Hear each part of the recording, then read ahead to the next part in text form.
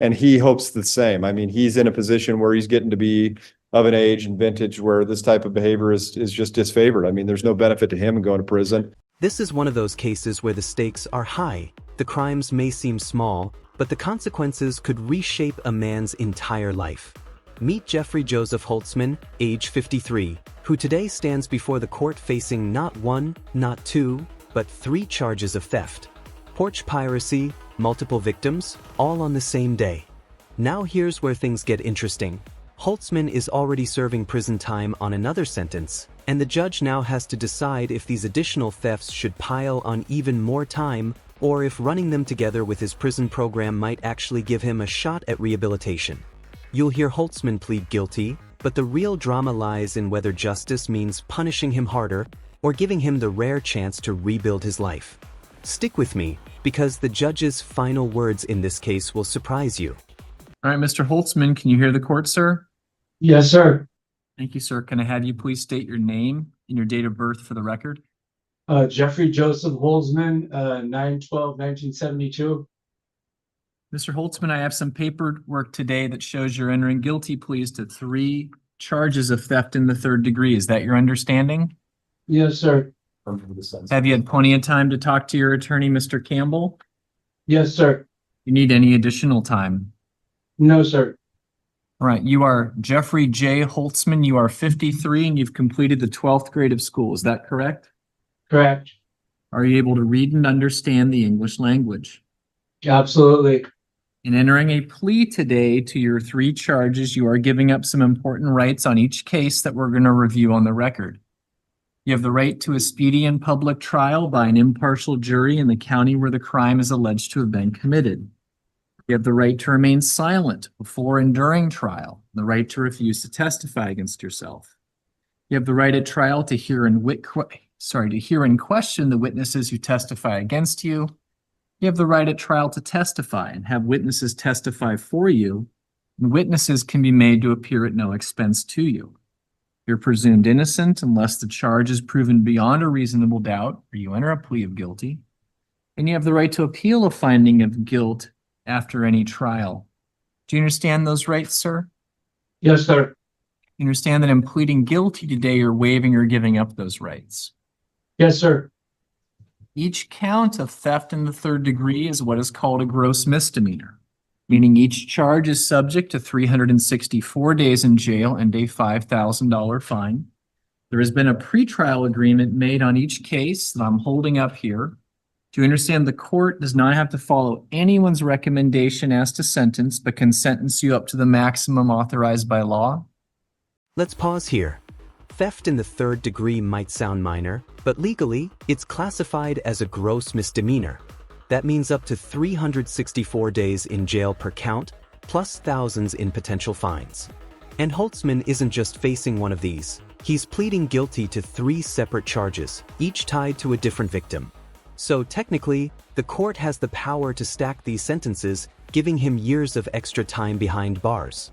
But watch closely. What the judge decides could completely change the course of Holtzman's punishment.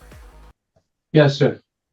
Court can place you on probation for 2 years on each case, during which time you'd pay cost, fees, and assessments as authorized by law. To the charge of theft in the 3rd degree taking place on December 8th, 2024 in the city of Richfield, Washington, how do you plead? Guilty, sir. Are you entering the plea freely and voluntarily? Yes. Has anyone made any threats or promises to get you to plead guilty? No, sir. Factual basis states on or about December 8th, 2024 in the city of Richfield, Washington, I did obtain unauthorized control over Brianna Bauer's property, intending to deprive her of the same. Is that correct? Yes, sir.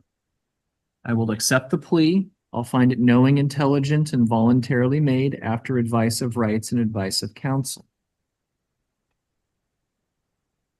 To the charge of theft in the 3rd degree taking place also on December 8th, 2024 in the city of Richfield. This is for a different person, Doshel Sanchez. How do you plead to the charge of theft in the 3rd degree? Guilty. Are you entering that plea freely and voluntarily? Yes, sir. Has anyone made any threats or promises to you on that case to get you to plead guilty? No, sir. The factual basis states on or about December 8th, 2024 in the city of Richfield, Washington, I did obtain unauthorized control over Doshelle Sanchez's property with intent to deprive her of the same. Is that a correct statement? Yes, sir. I will accept the plea to that charge. I'll find it knowing, intelligent, and voluntarily made after advice of rights and advice of counsel.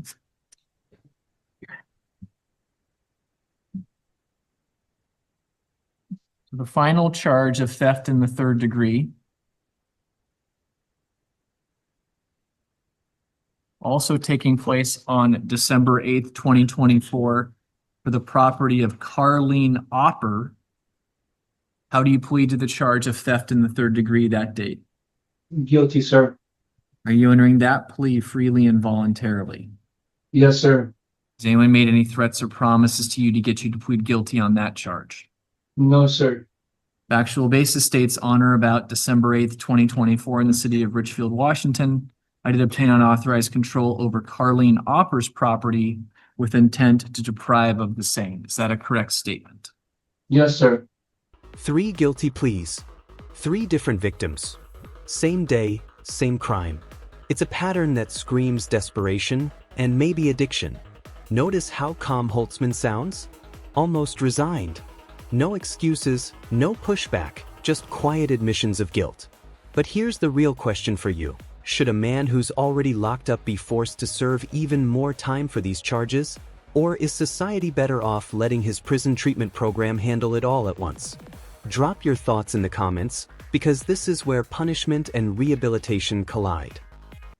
Will accept the plea to that charge. I'll find it knowing, intelligent, and voluntarily made after advice of rights and advice of counsel.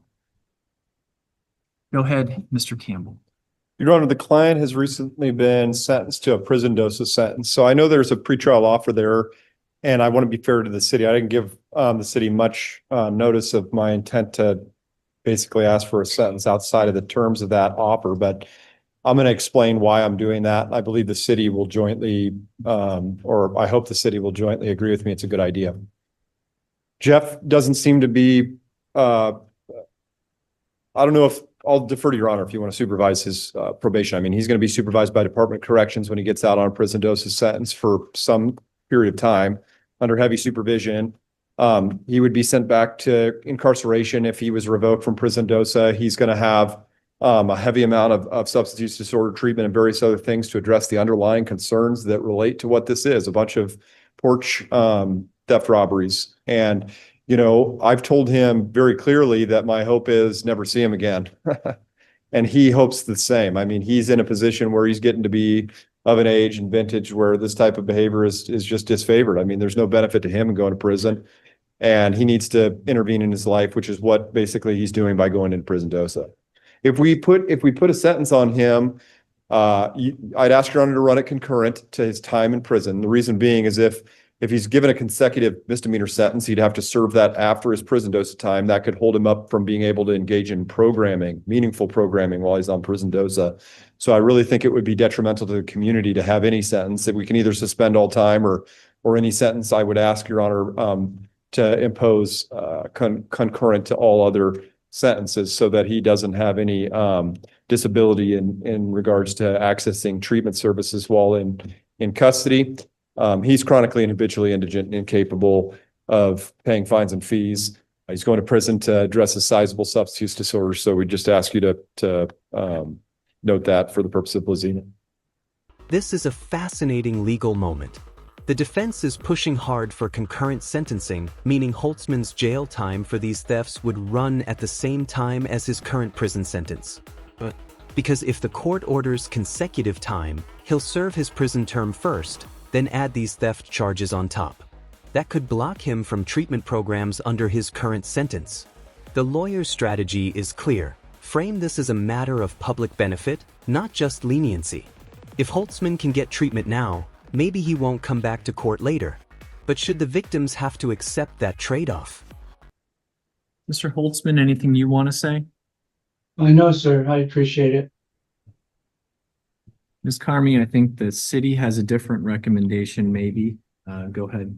Yeah, I will say, you know, when we made that recommendation, we didn't know the details about DOSA. I guess we would defer to the court. We're not opposed to defense's request. I understand probably the cost benefit analysis, for lack of a better phrase here.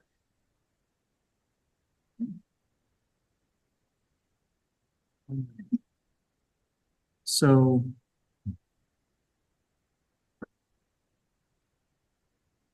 how long is his prison sentence? So he's been incarcerated for a lengthy period of time. I think by his calculation, he has 5 more months to serve. And so when did you go into custody, Jeff? Do you know? December 14th of last year. So then he'll have as much again on the back end of his. So if he's accurate, from December until now, plus 5 months, that's how much time he has to serve on Department of Corrections. So he serves half of his sentence incarcerated on the prison dosage sentence, does inpatient treatment and other treatment mechanisms while he's inpatient. Then he gets out and has as much time as he served incarcerated on the back end on DOC supervision, probably locally.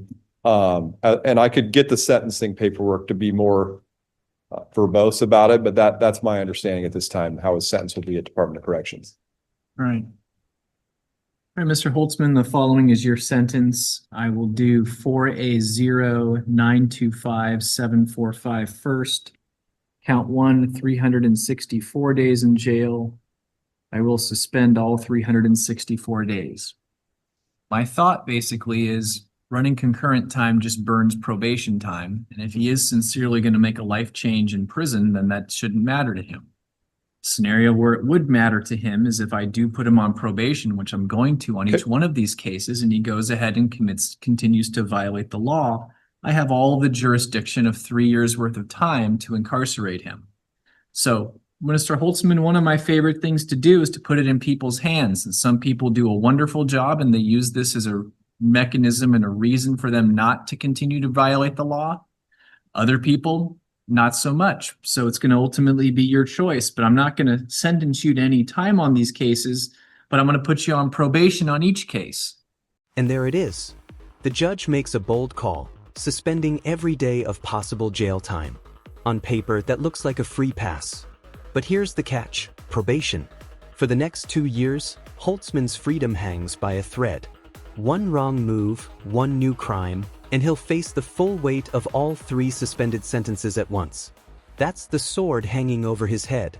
Do you think this kind of second chance really works? Or does it just delay the inevitable? Let us know what you think. To where if you violate your probation by committing new crimes after you get out of prison, you're going to be doing a lot of time in the Clark County Jail. Do you have any questions about what the court is doing? No. All right. So count 1, 364 days with 364 days suspended, $5,000 fine with all 5,000 suspended. I am finding Mr. Holtzman indigent. I am ordering restitution to Roselle Sanchez in the amount of $81.09. I am placing Mr. Holtzman on bench probation for 24 months. Conditions, no law violations. I'm not setting a review date at this time because Mr. Holtzman will be in prison.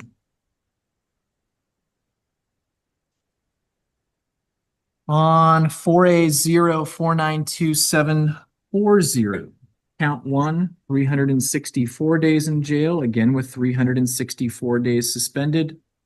$5,000 fine with all 5,000 suspended. Again, finding Mr. Holtzman indigent. Again, I am going to impose bench probation in the amount of 24 months with a condition of no law violations. I am finding restitution in this matter to Brianne Bauer in an amount to be determined to be held open for 180 days. Again, I'm not setting a review date or a return date due to Mr. Holtzman's likely incarceration. All right, so that's 470. Final matter is 4A0792471. Count 1, 364 days in jail, again with all 364 suspended. $5,000 fine with all 5,000 suspended under the Blazina analysis. Bench probation for 2 years. Conditions, no law violations. In this matter, we are going to set restitution for Carlene Hopper.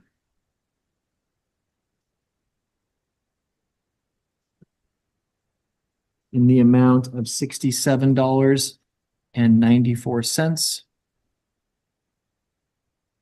Again, we are not going to set any required probation dates, simply again, monitoring no new law violations. All right, Mr. Holtzman, that concludes your hearing. Thank you, sir. So here's the takeaway. Jeffrey Joseph Holtzman pled guilty to 3 thefts, each carrying nearly a year in jail, yet he walks out with no extra time behind bars. Instead, the judge handed him probation, restitution to his victims, and a chance to focus on rehabilitation under prison supervision. This case raises the eternal courtroom debate. Is justice about punishment or about giving people the structure to finally change?